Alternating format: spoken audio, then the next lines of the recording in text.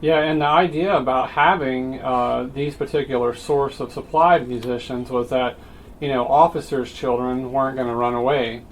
Orphan children weren't going to run away. The army was their family. So when they're up there on the front lines, because the musicians very much were on the front line, they weren't going to run away. They were there. They were in the fight, and they were going to hang around because that was what they had. You are listening to Historyman, the platform for historians, curators, and authors to tell their stories of the American Revolution, walk in the footsteps of heroes, and proclaim freedom reigns. On today's episode, we are with Daniel Aston and Mike Nelson of the Guilford Courthouse FIfe and Drum Corps. So welcome. Thank you. The fife and drum, the musicians of the Continental Armies, were very, no pun intended, instrumental in moving people and armies into a battle and out of the battle, on the march, in the retreat. And so tell our listeners a little bit about y'all's group and just introduce yourselves to us. All right. Well, I'm Mike Nelson, and we are the Guilford Courthouse FIfe and Drum Corps. We're an all-volunteer organization. We all just have a love for history and a love for music and a determination to keep this type of music alive. We started the group back in '95, and we've been going ever since. We do everything from school groups to scout groups to monument dedications. We do a lot of work with the Sons of the American Revolution, the Daughters of the American Revolution. We do a lot of work with state and local sites. We also do work with the National Park Service, where we go and do programs. And our main focus is to try to educate people today on the use of music in the 18th century military. Where are y'all located? Home base is Greensboro, North Carolina. And we have a Facebook page. We also have a website, both of which are easy to find. You just look up Guilford Courthouse FIfe and Drum. You'll pop right up to us, and our contact information and everything is on there. We are always looking for more people. We're always looking for new recruits. I actually was at the Guilford Courthouse National Military Park. I saw a sign posted on a bulletin board that was on an 8.5 by 11 sheet of paper that said, "Musicians wanted. Inquire within. We'll help teach. Need fifers and drummers." And I was just intrigued enough to ask the ranger at the counter, who happened to be the person in charge of the Fife and Drum Corps. His name is Steve Ware. He started the Guilford Courthouse FIfe and Drum Corps. Without Ranger Ware, we would not be in existence. Wow. But I basically learned and taught myself snare and playing with them, and the rest is 29 years of history. How many of these events do y'all go to a year? Wow. So far this year we've been to 8. Yeah. And we're only in the 6th month. Yeah. All right. Wow, very good. A little over one a month, and y'all must be a tight-knit group. Some of us have been together for a long time, Uh-huh. and we have acquired some new members. Daniel is fairly new with the group, but Daniel came on board with some great enthusiasm and some fantastic musical skills. So he just walked right into it. Wow. But we've taken people from basically, a low-level music ability up into where they can play the fife and the drum. And it's weird how we meet people. One of our fifers, who's been with us for a relatively short period of time, she was my wife's physical therapist. My wife was a fife player. She took her fife to the physical therapy to make sure she could still do it. So the physical therapist was having her play. And Sharon heard her from across the physical therapy facility and came running because she heard a fife and had to see what it was all about. And she's been with us ever since. That's and she's fantastic. She's really enthusiastic. The folks that have come on board here lately have been super enthusiastic.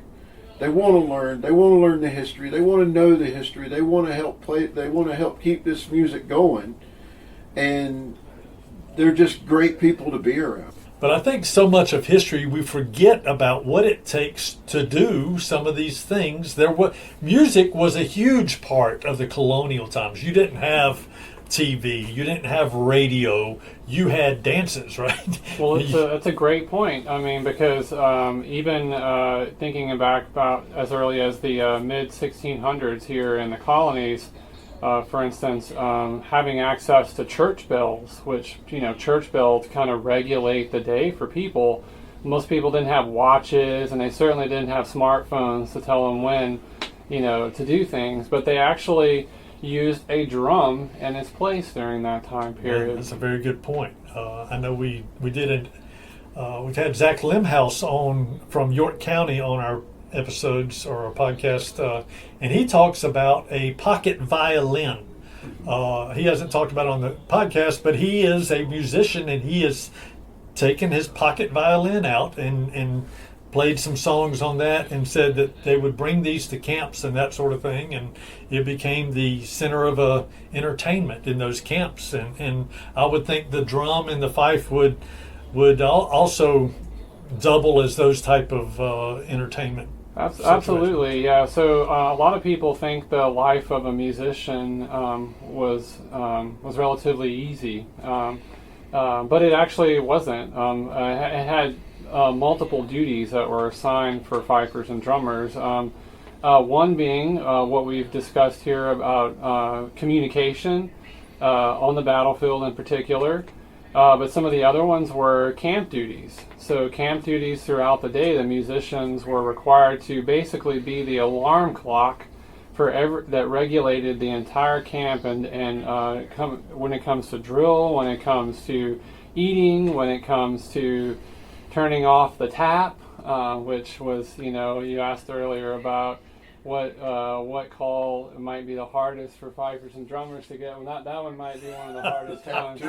Yeah, because it was known as the tattoo, but it's the tap too. It's like it's time to turn off the keg, and then all the women would need to depart the camp. So. Yes. That's a good story. I like it. Yeah, that's good. And then some other things that the musicians would also have to do, like we're talking about, as esprit de corps.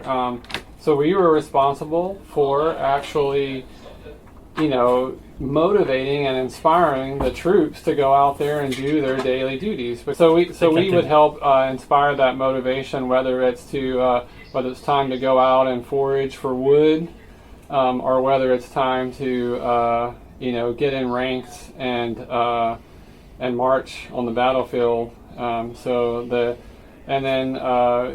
The musicians on the march, it was work. Of course, it was work for all troops to march from one place to another. But you're talking about anywhere from 10 to upwards of 20 miles in a day. Mm-hmm. And musicians were responsible for regulating the cadence of that particular regiment, division, or whatever it might be, or whatever size element. They would use the musicians to regulate that cadence, so they know when they would, roughly when they would arrive at the next location. It begs the question if, Tarleton, when he went after Buford at the Waxhaws, coming up to the Waxhaws at Buford, they were marching from Charleston and catching up to Buford. Buford had a lot of days head start, and they were leaning, the infantrymen were leaning against the cavalry horses,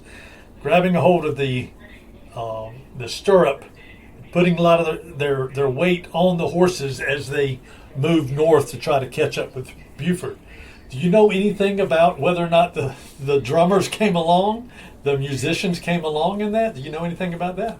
Well, for the cavalry, they had musicians, but the drummer wouldn't necessarily be what regulated the tempo of that. But however, the cavalry would have known basically what tempo, what cadence that element from Buford's army would have been marching at roughly, because they knew generally the tempo and the beat patterns that they would use in order to march the men. so they would have an idea of just how fast they needed to go in order to catch up. That would be that's a good point. My suspicion. Yeah, and that brings to mind the question of, did the Americans and the British have the same orders to the musicians? Very some similar. were, and some were slightly different. Okay, what was different? There were certain calls that were changed, but you have to understand that during the American Revolution, the musicians were most likely British trained. Okay. Because at that time we were still British citizens under the crown. We got our arms from Britain. We got all of our supplies from Britain. The fifes probably came from Britain or Britain colonies. We were importing pretty much everything. So you would have your militia would be still British, and they would be training it early on the way the British trained. So they would learn British commands. So you didn't change them. That's a good point. I didn't think about that. We still had we talk about militia in just, it was the militia, but we're talking about, it was the militia system where they were training every month, right? All year long, under the same type of commands, even before the Revolutionary War. We're talking about everybody was trained in that same way. There's some uniformity to that anyway. The militia were essentially a precursor to today's National Guard. Right. Because the militia would be called up if, say there was a terrible storm, the road was blocked. Who's going to clear the road? They would call up the local militia unit and send them out, because a group of men is going to accomplish a whole lot more as far as clearing a road than, say, one or two men trying to clear it themselves. Sure. So you would call up the militia and have them go out and take care of local uprisings, local issues, clearing roads, that kind of thing. They were out there at citizen soldiers. You dressed up on the first night of this Waxhaw event. You dressed up. Did I see you in British attire? No, you saw us in red coats. I see. But not British attire. In the 18th century, the musicians wore opposing colors from their assigned regiments. So we represent, from the Battle of Guilford Courthouse, we represent the 1st, 2nd Maryland group that fought at the Battle of Guilford Courthouse. Being mid-Atlantic states, they would have been wearing blue coats with red trim. Therefore, we wear red coats with blue trim.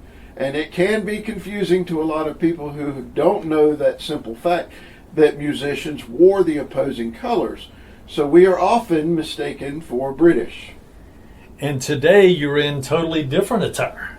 Today we were wearing our militia outfits. I see. Hunting shirts. So did the militia and the Continental groups, did they all have musicians? No, not all the groups had musicians. Most of the musicians that were hired by the commanders and paid for by the commanders. You really weren't issued a fifer and a drummer. But in order to get the commands out, and most of the commanders during that time were more affluent landowners, wealthy people. They had a little bit of expendable money, and they would hire themselves musicians in order to have that main communication line that's secondary to the commander himself. It's interesting that you bring that up, because many of the colonels that raised their group had to fund their own group. That's how they became the colonels. They were giving them the uniforms, they were giving them the ammunition, they were giving them in a lot of cases the armament that they needed to go into battle. A lot of them supplied their own horses and that sort of thing, but those colonels would actually be providing those and that didn't change. Past the Revolutionary War, the War of 1812, into the Civil War, those colonels, those leaders of those regiments were funding their units, and that's how they became the colonels, right? So, go ahead. Yeah, well, one interesting aspect, too, to supplying musicians, the supply also came from the officers' children. So usually children from an age of around 13 to 17, the average age fifer and drummer in the Revolutionary War was 18 and a half years. But a lot of those musicians came from officers' children or orphaned children.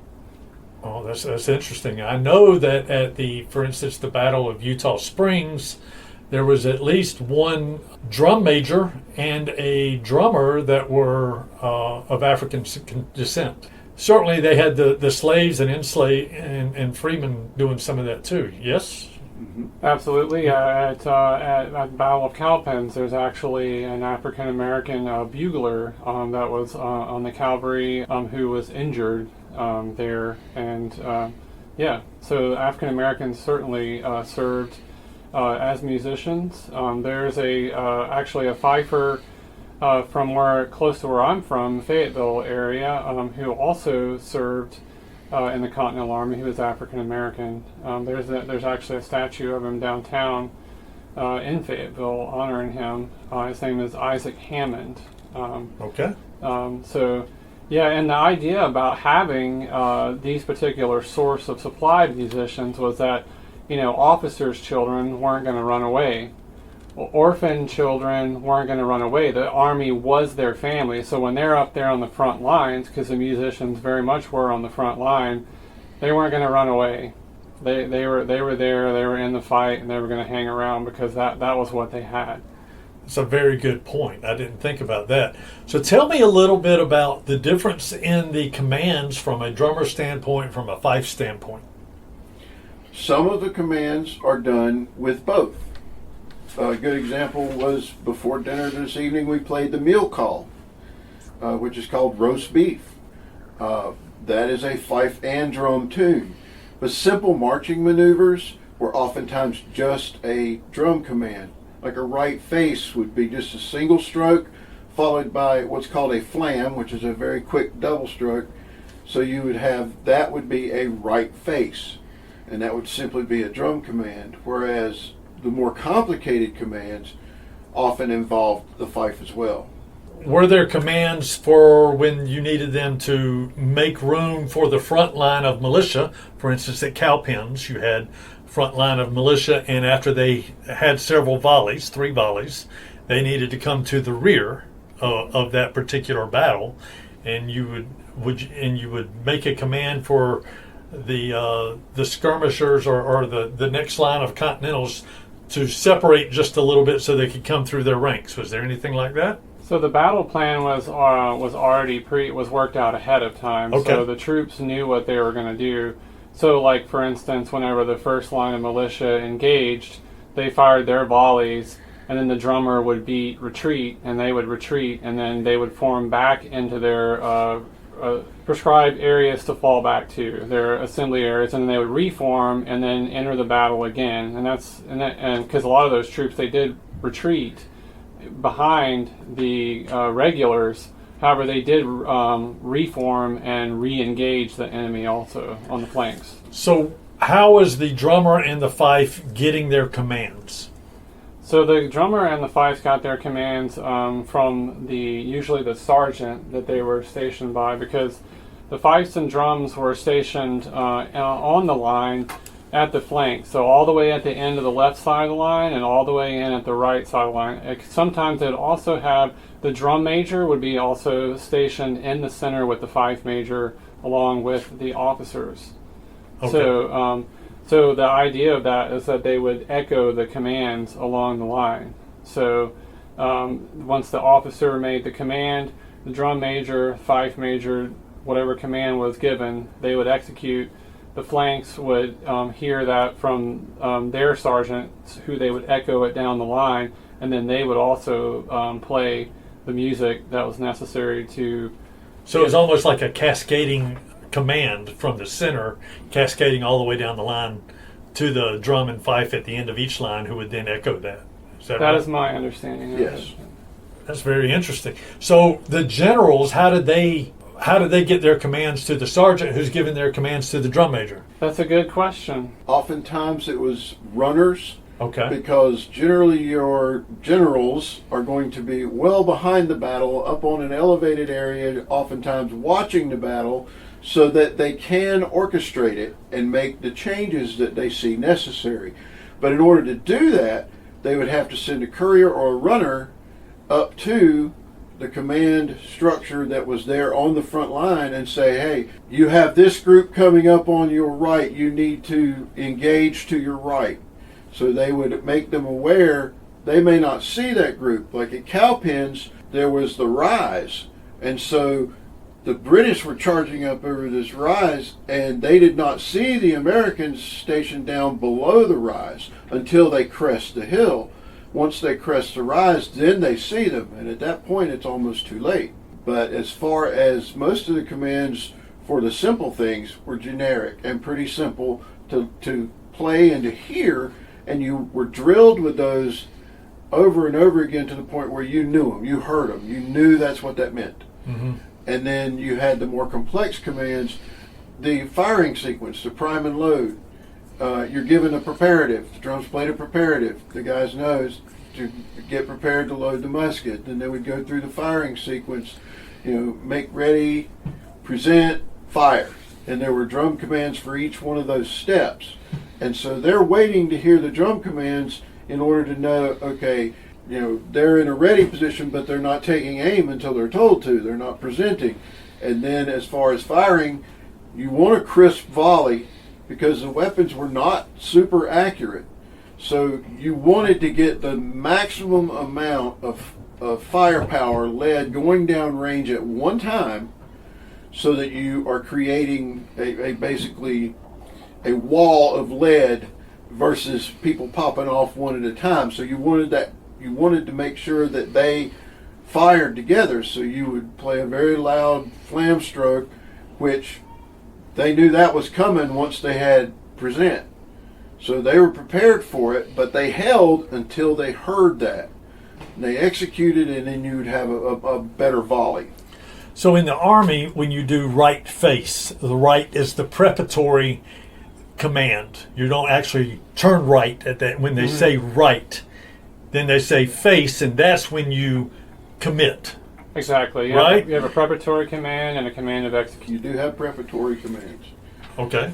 But the preparatory commands are not usually played.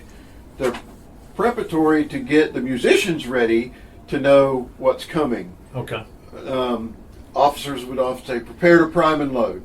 So the musicians knew that they were getting ready to play the loading sequence. Then they would be given the command, prime and load. At that point, the musicians would kick in and start playing so that everyone knew at that point, execute. Start priming and loading your weapon. Another example is like fixed bayonet. So they would perform that, but as soon as they performed that, like it was execute. It wasn't okay, wait around for another command. They just knew once they heard that it was time to fix bayonets. So the FIfe primarily was used on the march, and it was primarily used in camp. It was not so much used on the actual battlefield per se. It was by the British more so than the Americans. The Americans used primarily the drum on the battlefield. For instance, the command that to fix bayonets, we would use. The English would use the first 4 bars of what was known on the English duty as reveille. And so the troops would know, they'd hear that and they knew it was time to fix bayonets. The Americans did use some of those calls, but most of the Americans, because they weren't as well trained, especially in the earlier part of the war, they primarily would use drum and rely on still vocal commands because the troops simply just did not know what to do. They did benefit from some of the carryover from the English training, from the British training. However, there's still a lot of folks that just did not know and did not have the formal training to execute those commands. Another thing that I would like to mention here too is the fife and drum. Actually, even for the British at the time, even though it was well trained and well versed, but the fife and drum had pretty much fallen completely out of British military doctrine in the late 1600s and up until around 1748 or so. And they pretty much stopped using fife and drum to regulate the army on the battlefield. So why did they change it? I am not real sure on why they changed it, but it just kind of fell out of fashion. They just stopped using it, but they were re-inspired after witnessing the Swiss, who continued to use it, and also the Prussian army. So some of the battles that took place in Europe, such as the 7 Years' War, the English were allies during that particular conflict. So they saw the effectiveness of using the fife and drum again. So they re-established it in British military doctrine in order to regulate troops on the battlefield. That's fascinating stuff. That's good stuff right there. Do you know if they were used in particular battles? What battles were they used in? The very first battle of the American Revolution, what we know is a shot heard around the world, Lexington Concord. There's a fifer there by the name of Thomas Nixon Jr., and he actually was the fifer that served during that particular first engagement. And then there's also a drummer by the name of William Diamond, who also served in that very first engagement. So, and those were militiamen. Wow. Those were not. Okay. Did the artillery people have drummers, or was that something different? Generally, no. The artillery would not have drummers because the artillery in and of itself is loud, and you're going to have when you're operating an artillery piece, your crew is generally very centralized. Mm-hmm. So communication is not that big of a problem. You're not spread out all over the place. Gotcha. You're working a gun, and there's usually 12 to 15 total people. But as far as the folks that are actually responsible for firing the gun, you're looking at about six, 7, because the other people are what are called matrosses, which were simply used to move the gun in place. So everyone is right there around the gun, working in very close concert with each other. They did not have the need for fife and drum. Good stuff. Well, tell me, this is a question I ask as many people as I can when we do an episode. What does liberty mean to you? Well, that's a great question, and I think we can look at our current society and kind of see what maybe it's not. And we have this idea that liberty is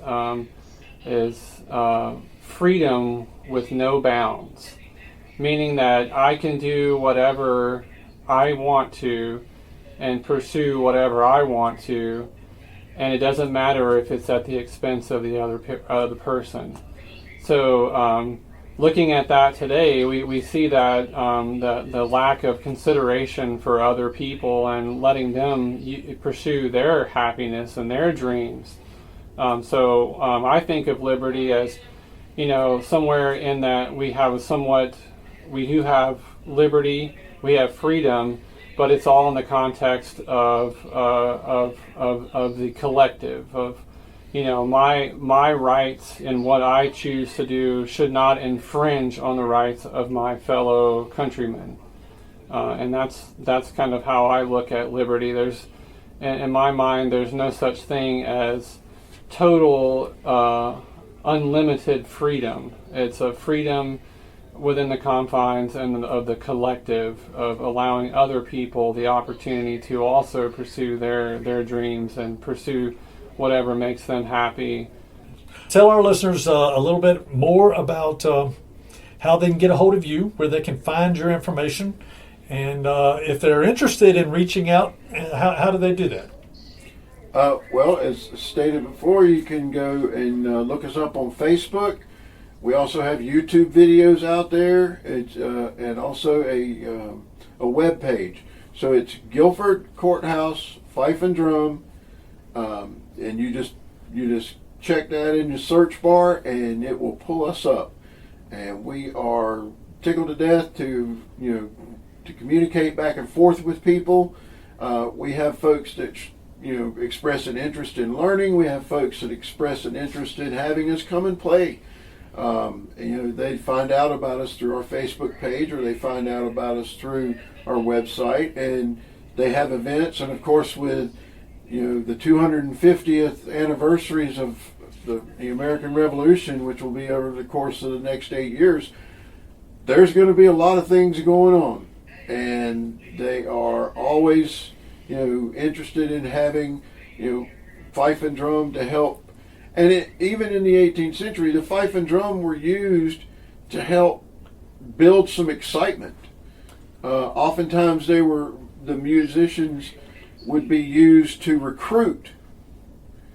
The drummers would go out with the recruiting sergeant. Fifers would go out and drummers with the recruiting sergeant to, wouldn't you love to be a part of this? And so that was a big thing during that time. Well, they certainly used you last night when we made the march into Waxhaw, North Carolina. I thought it was a fantastic display that y'all put on. I honestly, I learned something today, because I didn't realize that the red coats that you were wearing were actually a part of your Patriot garb. So kudos for teaching me something, and I appreciate that. Thank you very much.